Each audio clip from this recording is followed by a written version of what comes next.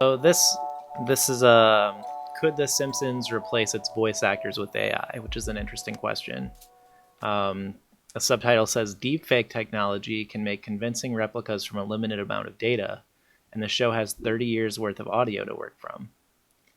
So essentially,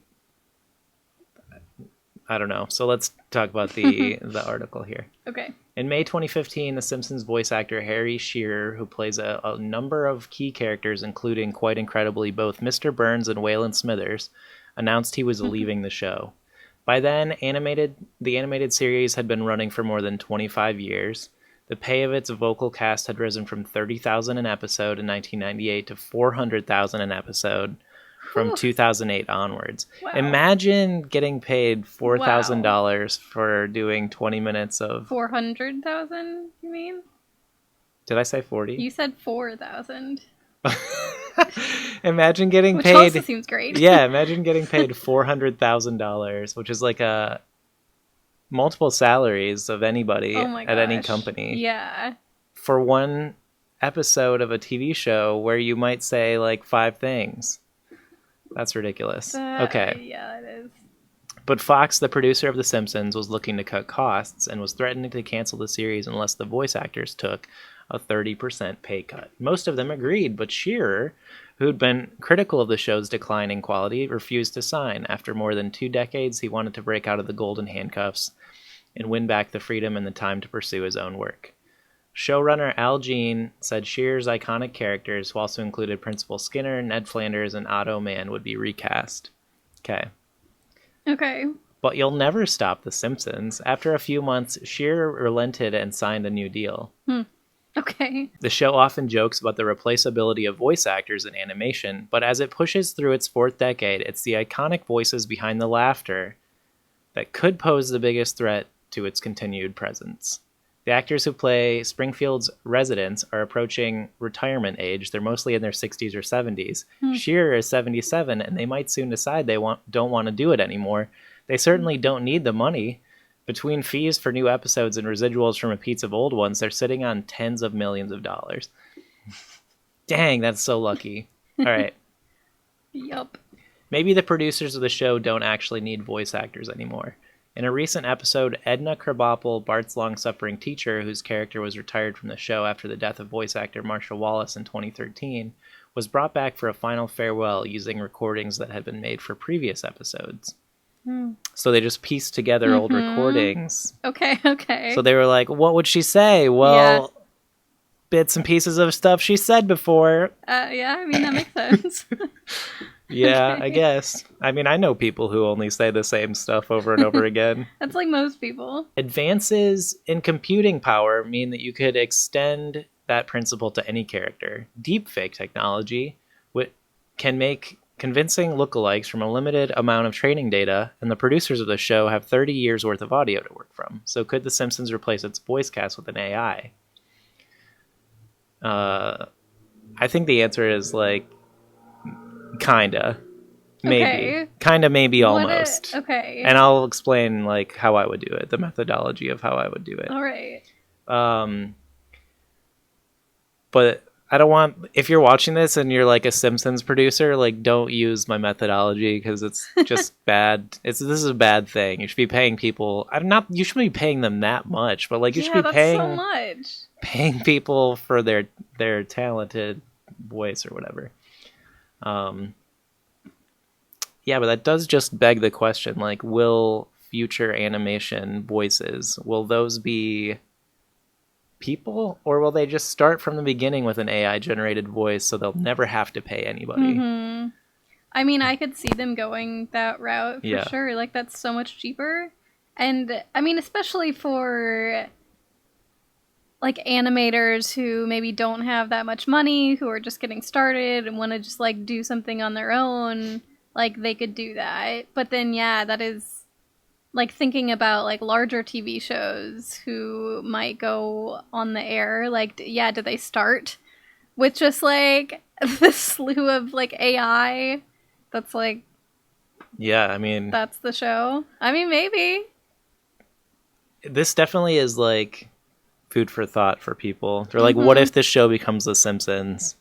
and like 25 years from now, they're still pumping out crappy like versions of the same thing. Because at some point, The Simpsons just became like a famous person cameo show. Yeah, like each episode would have like, oh, this one's got like this person from real life playing a character. Daryl Strawberry, he's in it. Used to be a baseball player. Anyway, so here we go. This person says Tim McSmithers. That's really funny that his name is that. You could certainly come up with an episode of The Simpsons that is voiced by the characters in a believable way, says Tim McSmithers. Is that his real name? A Canada-based AI researcher and media producer who has built a speech model that can be trained to mimic anyone's voice. Whether that would be as entertaining is another question. On his YouTube channel, speaking of AI, McSmithers recasts an iconic scene from Notting Hill with Homer playing the Julia Roberts role. Donald Trump stands in for Ralph Wiggum, and Joe Biden ties an onion to his belt, which was the style at the time. Okay, so he's just basically using existing AI voices to like replace characters' lines in the show. But like what I want to see though is like a clip from The Simpsons and them using like Homer's voice and them like using AI to create something new out of that and then replacing it. Yeah. Like that's what I want to see. Yeah. So like they would have to hire like this Harry Shearer guy that this is about, the Principal Skinner guy. They would have to have him sit down and go through like a training, like, and say all these specific things. But he's said so many things over the years. I'm sure they could, like, couldn't they just take what he's said already in the like however many thousands of episodes he's been in and just like use that and be like, okay, here's what he sounds like. Now AI come up with some more. Yeah, theoretically, like they already have everything they need. Yeah. Because they could. So, like, let's say you had a script that you had to read verbatim. They could take all that audio, like you said, throw it into a transcription program. Throw it into a transcription program, and then like get out all these the words that are supposed to be in the script, essentially. And then they could construct an audio file based out of that, all those audio files, that was like a good enough training representation to make the AI voice. Yeah. So completely, I think that's possible. The question is, is it, well, I think there's a few questions. It's like, like, is it doable, first of all? And then like, is it moral? Yeah. Is it like something we should be doing? Yeah. Because like, in my mind, that means we're going to be seeing in the future a whole bunch of movies just come out that are like, oh, and, you know, all these dead actors from the 20th century are playing the main characters. Like animated movies? Real live action movies where they'll just replace the character with like a deep fake of like an old actual, movie star. Like physical representation of that person? So for example, how do they do that? You could have a whole movie where you have an actor in it and he's playing it, and like at the end you were like, well, I'd rather have Keanu Reeves in this movie. And you could just literally have an AI watch the movie and dream over top of that movie Keanu Reeves' face, and then export that dream. What do you mean dream over that? Well, sort of like the way the AI works is like it's this, the metaphor is like it's dreaming a reality on top of a thing. Okay. So like Google's Deep Dreams, where it's like a dog face in every bit of it. Like, I don't know. But basically, yeah, you can totally just like have a movie that's casting an old actor in a role, and you could do that infinitely. Yeah, that's a strange thing to think about, because you could just hire anyone to like be the actor or actress in this movie the first time around for like really cheap. Yep. And then yeah, like you're saying, put the visual and the audio of like this other person, dead or alive. Well, I'm sure they'd have to be dead because like a living actor, like Well, the what if they Keanu. agree with it? What if there's like an actor who's You're like, oh right. yeah, I want to be in that movie, but I don't really feel like doing the work, so like pay me like $1 million and you can use me. Yeah, that's gonna be a thing. It's just gonna be like use my likeness, Mm-hmm. Yeah, and use I my will reap the likeness. money, and I won't have to work. Yeah. Like that's crazy. All right, Yeah, it is. so uh, okay, so here we go. Here we go. This is interesting from like a contractual, um, the legal minefield aspect. Okay. So Jennifer Rothman, a law professor at University of Pennsylvania, says this area of law is thorny, which could mean a lot of things, but it sort of means, in my opinion, like a gray area. Like who knows what is what. Mm-hmm. On one hand, contracts may limit what the studio is allowed to do with the recordings, Mm. so it depends what their contracts say. Okay. However, in the absence of any contractual stipulations, so if there's not like in your contract like we won't use this Yeah, sure. as input for an artificial intelligence to create, which why would they have that language in anything, because it's not even a recognized technology really at this point. Yeah. So it says at that point, whoever owns the copyright to The Simpsons would hold all the rights to reproduce the copyrighted works they've already made, including the captured recordings of actors' performances, even if it wasn't used, as long as they recorded it with the purpose of like, this is for The Simpsons. Mm-hmm. They can use it. Okay. Yeah, and the right under copyright law to make derivative works of that belongs to that company made The Simpsons, Viacom. So they do have a right to just like fire you and replace you with a digital version of yourself, which they can do. So weird. Which honestly, I'm surprised at this point that like these people are still making the 400,000 an episode and haven't been replaced by the digital replacements, even though like. Well, I mean, let's see what happens. Let's see what happens. I'm curious to hear how this article ends. Oh, you mean like in the future? No, like the actual end of this article, like what it says. Okay, so basically it's just ending like that, like okay, as a question. The okay. question is still open. So it's not saying they're going to do it, they're not going to do it. It's just like, here's something that could happen. Yeah, like let's talk about whether or not it might happen. Okay.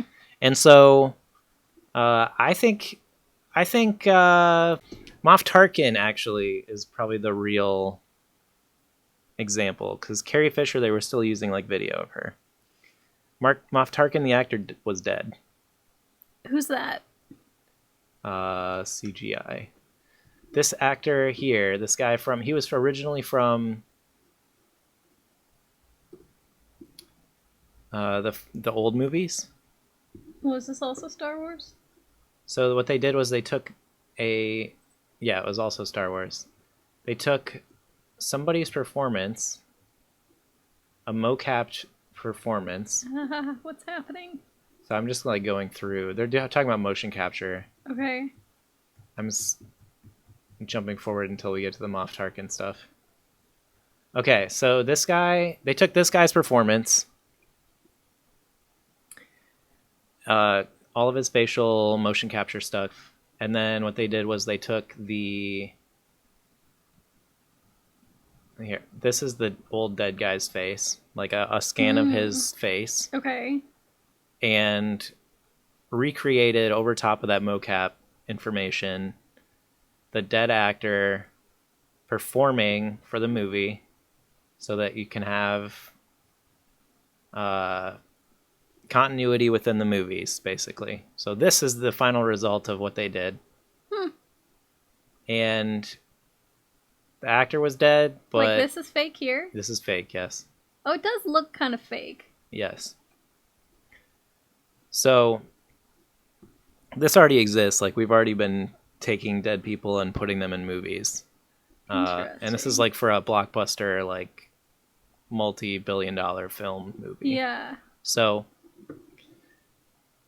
that's an example of that. Jones. I like her. Huh. Okay. That seems interesting. I mean, if they can do it already, but why not just keep doing it? I think what they should do. So right now we're trying to do this thing where we generate someone's voice digitally. Like that's the strategy we're thinking about as like artificially intelligent. Like just grab a bunch of information about someone's voice and then generate that same voice. Yeah. Which doesn't most likely give you the performance of like the specific meaning of a phrase or like the script. Like in the script, you're probably supposed to put certain intonation on certain phrases and stuff like that. So I feel like that'll be a tough thing for them to figure out.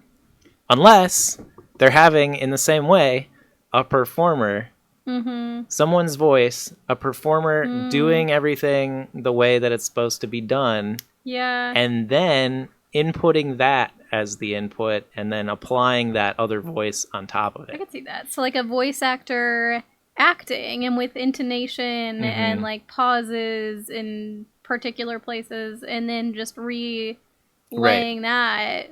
Okay. Yeah. Yeah, because that's interesting. It's like that 2-minute paper videos or 2-minute papers video we watched where it was like we just tried to generate the output and it sucked.